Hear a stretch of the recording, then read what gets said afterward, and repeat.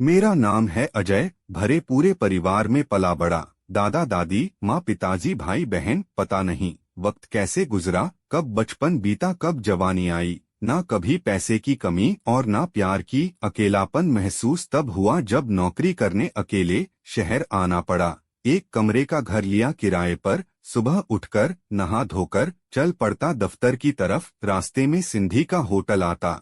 Hotel के मालिक श्यामजी भाई से पूरे महीने की रोटी का ठेका कर लिया था, 2,000 रुपए में, जिसमें नाश्ते में परांठे, दोपहर में दाल चावल या राजमा चावल और रात को एक सब्जी, दाल और चाय चपाती शामिल थी। शाम को घर पहुंचकर बरामदे में आ बैठता। गली के दूसरी तरफ एक 2 कमरे का मकान था, जहां 2 बूढ़े 2 बूढ़ी कुर्सियों पर बैठे दूर कहीं आकाश को निहारते दिखते। हाथों में चाय के कप और उन कपों में से उठता धुआं और उस धुएं में से झांकती दोनों की निगाहें ना जाने किसको तलाश कर रही थी, या उस धुएं से जैसे दोनों बूढ़ों की आंखों का धुंधलापन और अधिक गहराता सा नजर आ रहा था। मैं अक्सर सोचा करता, क्या कोई बेटा या बेटी नहीं है इन बुजुर्गों की।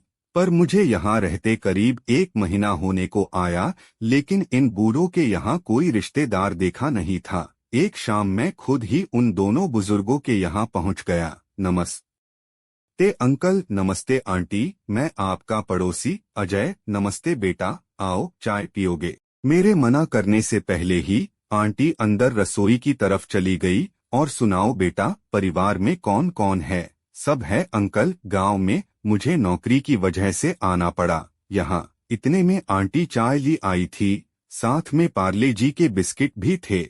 अंकल, आपका कोई नहीं है क्या। है ना, 2 बेटे हैं, दोनों अमेरिका में हैं।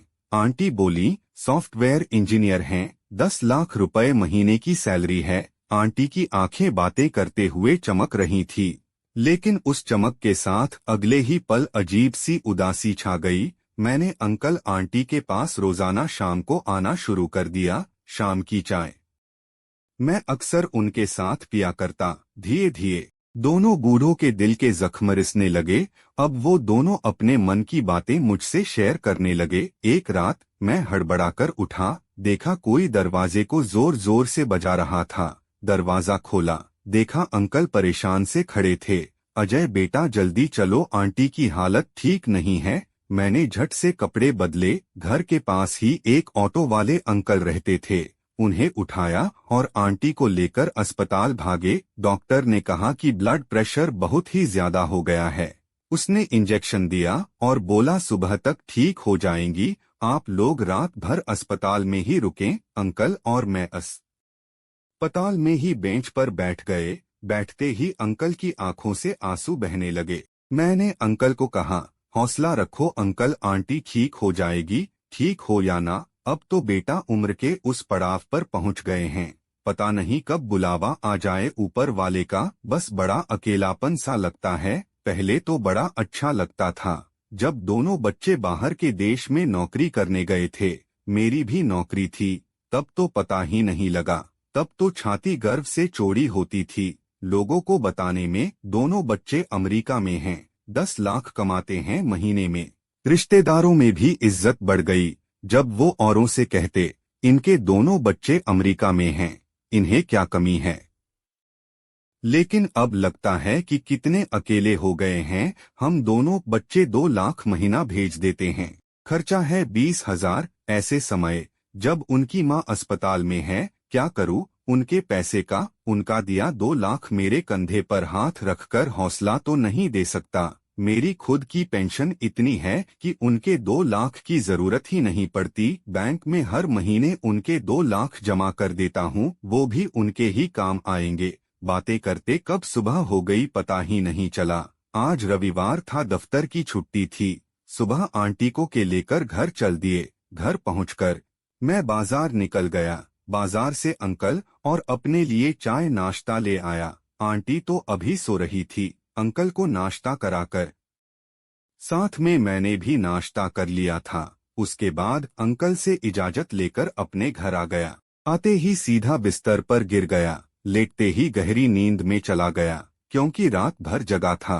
सीधे शाम को ही नींद खुली। बाहर बरामदे में आया तो क्या देखता हूँ कि अंकल के घर के बाहर भीड़ लगी हुई थी। जल्दी से मुहर हाथ धोकर अंकल के घर पहुँचा। देखा अंकल के आंसू रुकने का नाम ही नहीं ले रहे थे। मुझे देखते ही बोले, नहीं रही तेरी आंटी। मैं एकदम से हैरान रह गया। सुबह तक तो ठीक थी आंटी, एकदम से ऐसा क्या हो गया था? अंकल ने अपने बेटों को फोन कर दिया था। अमेरिका से बच्चों को आने में समय लगता, इसलिए बर्फ की सिल्ली मंगवाई गई ताकि आंटी की बॉडी को रात भर रख सकें और उनके दोनों बच्चे भी पहुंच जाएं। सुबह भी हो गई, बाकी सब रिश्तेदार भी आ गए थे और जल्दी मचा रहे थे। अंकल बेटों को फोन मिला रहे थे, लेकिन फोन मिल ही नहीं रहा था। आखिर कब तक इंतजार करते बेटों का? दोपहर को ले जाकर शमशान घाट में आंटी का अंतिम संस्कार कर दिया। दूसरा दिन भी निकल गया, लेकिन दोनों बेटों का कोई पता न था। फिर शाम को छोटे बेटे का फोन आया, पापा टिकट ही नहीं मिला फ्लाइट का, अब मिला है कल तक आ जाऊंगा। अगले दिन छोटा बेटा आ गया, पिता के गले लगकर बोला, क्या पापा आप माँ का ख्याल ही नहीं रख पाए? अब पापा क्या बोलते? पूछने लगे, तेरा भाई नहीं आया? छुट्टी ही नहीं मिली भाई को।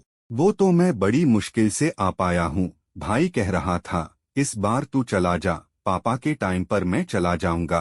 पापा एक टक अपने छोटे बेटे की शक्ल देखे जा रहे थे। कितनी आसानी से इतनी चुभने वाली बात कह गया अंकल का बेटा। मैं और बाकी अंकल के रिश्तेदार भी उनके बेटे के चेहरे की तरफ देखे जा रहे थे। क्या ऐसे बच्चों के लिए ही आदमी सारी उम्र मर मर के जीता है? ये तो सुना था कि आजकल के बच्चे प्रैक्टिकल हो गए हैं, पर ऐसे प्रैक्टिकल, तौबा तौबा।